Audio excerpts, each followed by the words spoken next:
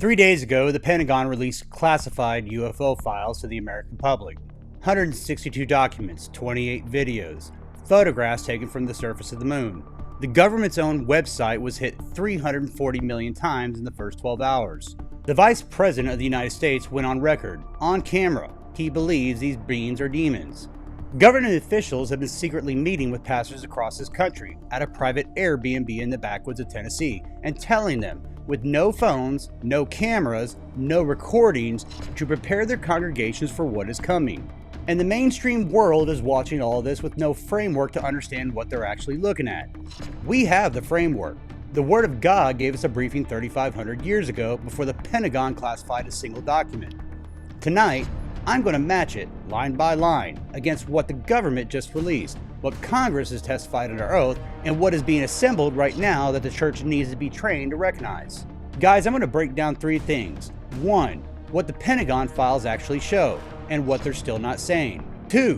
What the Bible identified about these entities before the government touched this subject. 3.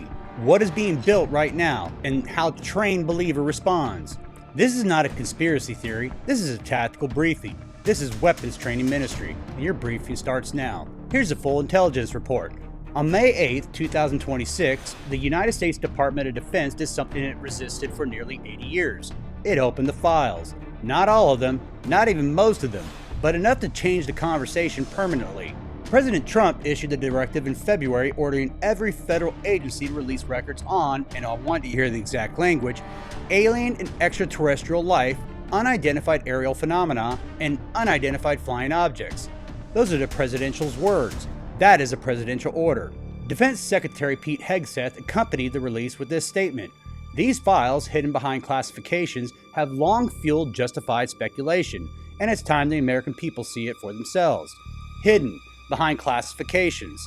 The question isn't just what was hidden, the question is why it needed to be. The government's new website, war.gov/UFO, was hit 340 million times in the first 12 hours of its release. 340 million people simultaneously asking the same question. That's not a casual curiosity, that's a civilization demanding an answer to something that has been forbidden from asking. Now let me give you what the tactical breakdown of what the files actually contain. 162 files, 120 PDFs, 28 videos totaling 41 minutes of raw footage, 14 image files, FBI case archives from 1947 through 1968, modern military encounter reports from Iraq, Syria, the Persian Gulf, the Strait of Hormuz, the Gulf of Aden, Greece, Japan, and the United States. Here's what the footage shows. A 2023 military report from Greece, an object making repeated 90-degree turns at 80 miles per hour. 90-degree turns, at speed. There is no aeronautical explanation for that. The G-force required for a 90-degree turn at 80 miles per hour would destroy any known aircraft and kill any human occupant instantly. This is not technology we recognize, or if it is technology, it's not ours. A 2023 FBI composite report from Western U.S. location, federal law enforcement agents, plural, verified on duty, observed multiple orbs. One agent described an object as similar to the Eye of Sauron from The Lord of the Rings, except without the pupil. That is a federal agent's sworn official report, not a tabloid, not a podcast. The same report describes an ellipsed bronze metallic object that materialized out of the bright light in the sky, 130 to 195 feet in length and disappeared instantaneously. Materialized and disappeared instantaneously. Think of it this way, that's not propulsion, that's not aerodynamics. That is an object entering and exiting physical space from somewhere else. And then there are 6 photographs, taken by NASA astronauts during the Apollo 12 and Apollo 17 missions, from the surface of the moon. One Apollo 17 photograph, taken in December 1972, shows 3 dots in a triangular formation hovering in the lunar sky. The Pentagon's own caption states, there's no consensus about the nature of the anomaly. Their own preliminary analysis now says it is potentially the result of a physical object in the scene. A physical object, hovering above the moon, unidentified in 1972. An Apollo 17 astronaut Jack Schmitt reported seeing a flash on the lunar surface during the mission. So the question of whether unidentified objects exist, objects that defy known physics, appear and disappear, move without propulsion, and operate in locations that should be uninhabited, That question has been answered. The Pentagon just answered it. The question now is, what are they? And this is where the government files deliberately go silent.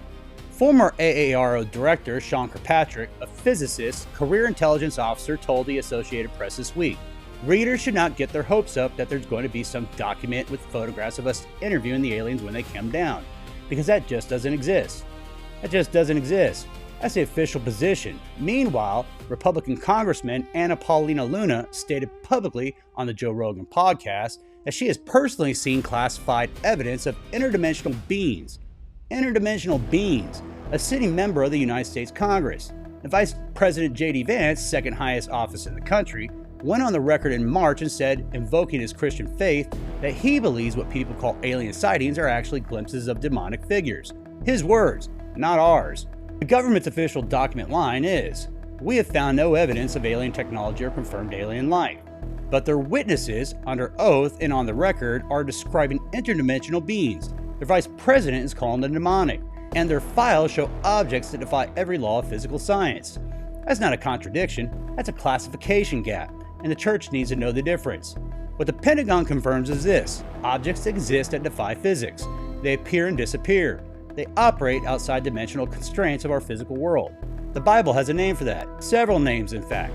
But before we get to the biblical intelligence report, I need to tell you what happened at a private Airbnb in the backwoods of Tennessee, because this is the part of mainstream media isn't covering, and it changes everything. In the days leading up to this release, Pastor Perry Stone, who has genuine verified connections to the White House through faith advisor Paula White, revealed that a group of pastors had been quietly invited to a private meeting with individuals connected to the United States government. Pastor Mike Signorelli confirmed he was in the room. His statement, "I was brought into a private briefing with other pastors. No phones, no cameras, no recordings. We were told plainly, disclosure is coming, and what follows will shake the faith of many. If pastors don't start preparing their people now, it will be too late." Bishop Alan Didio was in the second meeting. He described it as the strangest meeting I've ever been in my entire life. He said he was directed to put his phone on airplane mode when he arrived at the property. People he described as having extensive military experience with armed forces ran the meeting. The message those pastors received was this: prepare your congregations. Governments don't brief clergy to prepare them for boring information. Something is coming, and we need to know what the word says it is. Guys, before we go deeper, if this briefing is equipping you, hit the subscribe button right now. Every video on this channel is a tactical briefing for the Christian who refuses to be unprepared. You're watching because you want to be trained. Subscribing is how you stay in the briefing room. And share this film. Right now, there are believers in your life who are going to encounter this UFO narrative in their conversations, at their job, from their family. They need to be equipped before that conversation happens, not after. Subscribe, share, stay in the briefing. Here's a tactical problem with the world's response to these files. Everyone's studying what the objects are doing. Nobody's studying what the Bible said they are. Let me build the intelligence report from the ground up. The Bible operates with a three-dimensional framework, not three physical dimensions, three cosmological domains. The first heaven, the sky, the atmosphere, the physical cosmos, the domain of birds, weather, and stars. The world of instruments and physics and measurement. The second heaven, the spiritual realm, the domain of angelic and demonic beings. Paul calls it the heavenly places. Daniel gives us a window into it in Daniel chapter 10, where an angel arrived delayed by 21 days because he was resisted by the prince of the kingdom Persia, a spiritual entity governing a physical territory, spiritual warfare, operating in a dimensional layer that human instruments cannot detect. The third heaven, the throne room of God. Paul describes it being caught up in the third heaven in 2 Corinthians 12:2. Three domains, one physical, one spiritual, one divine. The entities the Pentagon is now documenting operate between the first and second heaven. They move in and out of physical space. They appear and disappear instantaneously. They defy physics. They respond to human consciousness. Multiple military pilots have now testified that these objects respond not to radar lock, but to human attention and intention. That's not propulsion technology.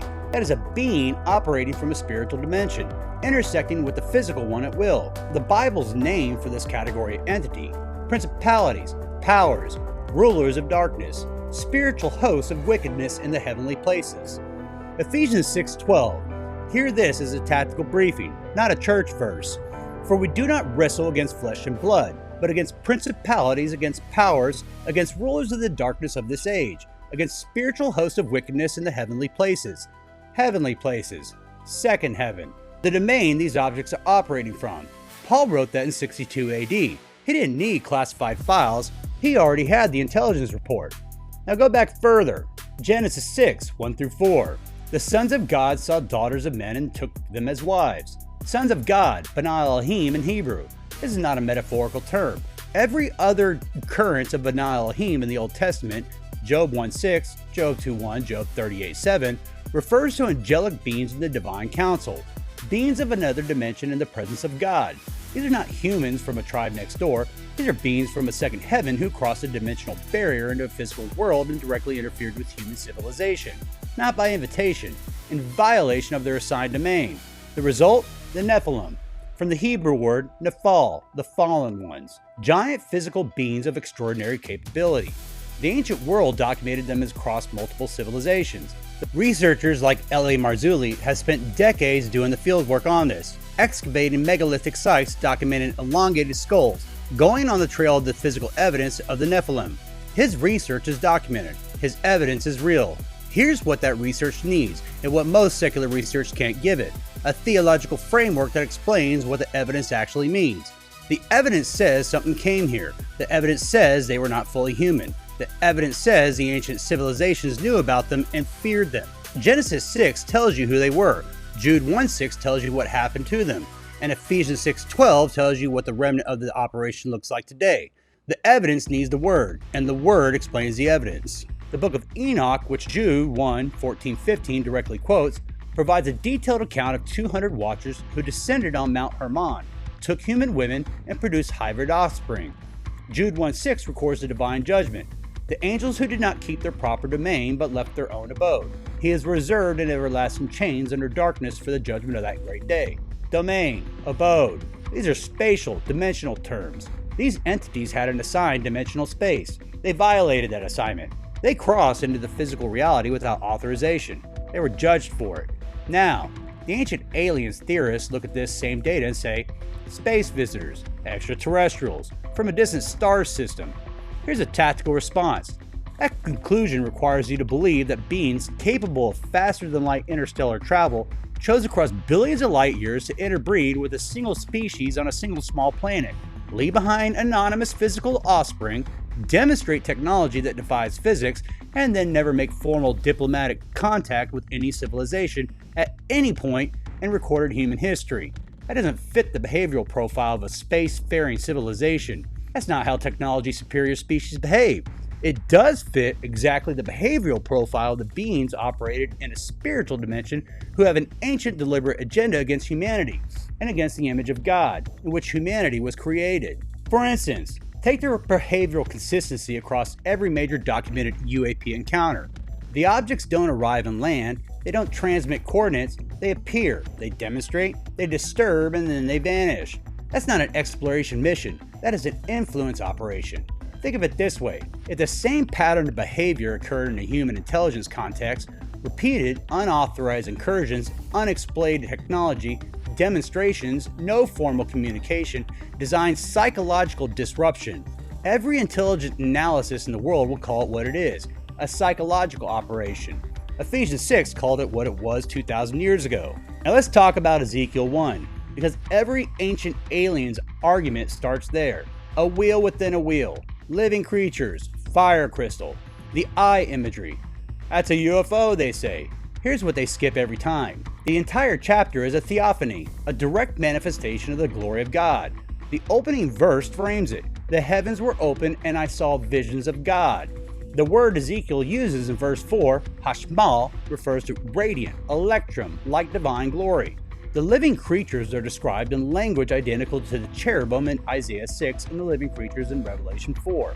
This is not a spacecraft, this is the Merkabah, the mobile throne of God, the chariot of the Almighty, moving through creation, the same throne described in Daniel chapter 7 verse 9, with wheels of burning fire.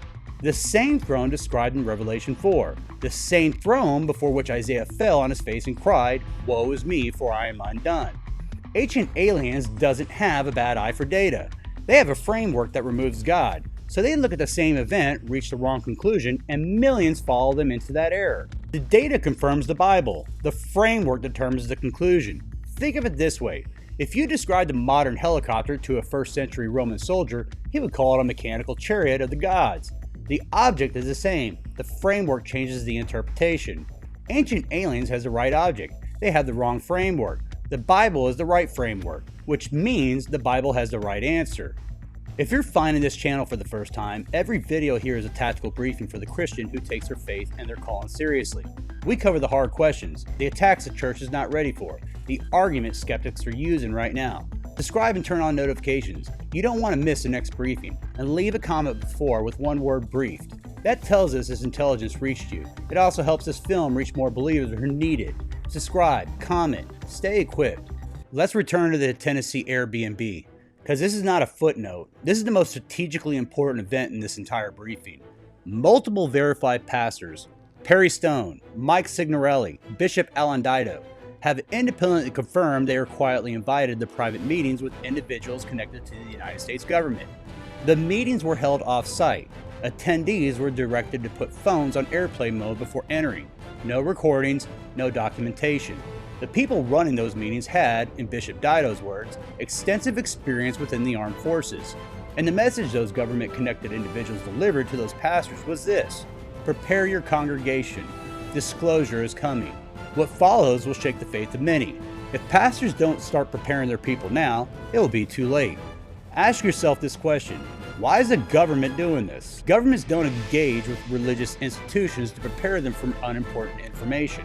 They don't do it privately, off camera, no recordings, if the information is routine. One of two things is true. Either these officials understand what is being released is spiritual in nature, and they know it will fracture faith if the church isn't equipped. Or they're strategically preparing religious leadership to absorb a disclosure event in a way that prevents social and institutional breakdown. Either possibility requires the church to be fully awake, right now. Let's go to the Word. Matthew 24:24. The words of Jesus Christ, direct, no paraphrase required. For false Christs and false prophets will rise and show great signs and wonders to deceive, if possible, even the elect. Simeon, signs, taras, wonders. Not small impressions, not vague feelings. These are visible, dramatic, physically undeniable phenomena. And their purpose, according to Jesus himself, is not to reveal truth. Their purpose is to manufacture a false one. Now here's a tactical analysis. What would qualify as the most globally scalable, psychologically convincing, impossible to miss false wonder in all human history? An apparent alien contact event. Not because the beings are alien, but because people have been conditioned for 60 straight years to receive that exact interpretation. Star Wars, E.T., The X-Files, Independence Day, District 9, Arrival, 60 years of cultural programming normalizing extraterrestrial contact as a frame for unexplained phenomena. And now, this summer, Steven Spielberg is releasing a film called Disclosure Day. When asked about it, Spielberg said, "I don't know any more than any of you do, but I have a very strong suspicion that we're not alone here on Earth right now, and I made a movie about that." A Spielberg alien film, releasing this summer while the Pentagon drops 162 classified files, while the Vice President calls them demons, while government officials brief pastors in secret. That is not a coincidence. That is a prepared audience. 60 years of cultural content, 40 years of government confirmation drip, Roswell files, congregational hearings, AARO reports, the Pentagon website, presidential orders, and now the final conditioning layer. A major Hollywood film by the most credible filmmaker in American history saying he believes we're not alone. The audience has been assembled. The infrastructure of deception is complete. Now let's look at what the Word says is the purpose of this infrastructure. 2 Thessalonians 2 verses 9 through 11. The coming of the lawless one is according to the working of Satan, with all powers, signs, and lying wonders, and with all unrighteous deception among those who perish, because they did not receive the love of the truth that they might be saved. And for this reason God will send them a strong delusion, that they should believe the lie. Lying wonders, pseudos taras, false marvels, phenomena that are physically real but that point to a false conclusion. The strong delusion doesn't target people who love truth. It targets people who have already rejected truth and are now primed to receive the alternative. Who is primed right now? Billions of people who have watched 60 years of alien content, who have followed the congressional hearings, who saw the Pentagon open its files, who are reading the news today, who have no biblical framework for what they're seeing. They're not going to reject an apparent contact event. They have been prepared to embrace it. And that is why the church must be trained. Not surprised, trained. Here's the field manual for what is coming. 1 John chapter 4, verses 2 through 3. The test that does not fail. By this you know the Spirit of God. Every spirit that confesses that Jesus Christ has come in the flesh is from God. And every spirit that does not confess that Jesus Christ has not come in the flesh is not from God. Not the spectacle, not the technology, not the fear, the confession. A fallen being, regardless of what form it takes, regardless of what it calls itself, regardless of what government calls it, cannot confess that Jesus Christ is Lord, come in the flesh, crucified and risen. That is your field test. That is your discernment protocol. Every known record of alien abduction and demonic entities has always been stopped on record by the call and name and declaration of Jesus Christ. No amount of apparent supernatural demonstration changes that test. Pharaoh's magicians reproduced Moses' miracles. They couldn't reproduce the Exodus. Signs and wonders are not proof of origin. The confession is. The government just opened their files. They're briefing pastors privately. A major disclosure film is about to hit theaters. The world is asking what these things are. You now know. They are the principalities and powers of Ephesians 6. They are the B'nai Elohim of Genesis 6 who violated their domain. They are the spiritual hosts of wickedness operating in the second heaven, whose patterns the Bible documented 3.5 millennia before the first classified government file was ever stamped. The deception is coming. The Word already named it. Your job is not to be surprised. Your job is to be trained. Here's what you just received. The Pentagon opened files that the government's protected for 80 years. Objects that defy physics, photographs from the moon, 340 million people hit a website in 12 hours looking for answers. The vice president called them demonic. A congresswoman confirmed interdimensional beings. Government officials are quietly meeting with pastors in private Tennessee Airbnbs and telling them, prepare your people. The world is asking what these things are. You now know. They are principalities and powers Paul identified in 62 AD. The entities that violated their domain in Genesis 6. The beings operating in the second heaven whose behavior the Word of God documented 3,500 years before the first Pentagon file. The disclosure is not the threat. The deception that rides with it is. Matthew 24 warned us. 2 Thessalonians 2 briefed us. Ephesians 6 equipped us. 1 John 4 gave us the test. You're not watching this moment from a position of fear. You're watching it from a position of training. Guys, subscribe now. Share this film with every believer in your life who needs to be briefed before that conversation finds them. Sharpen your sword.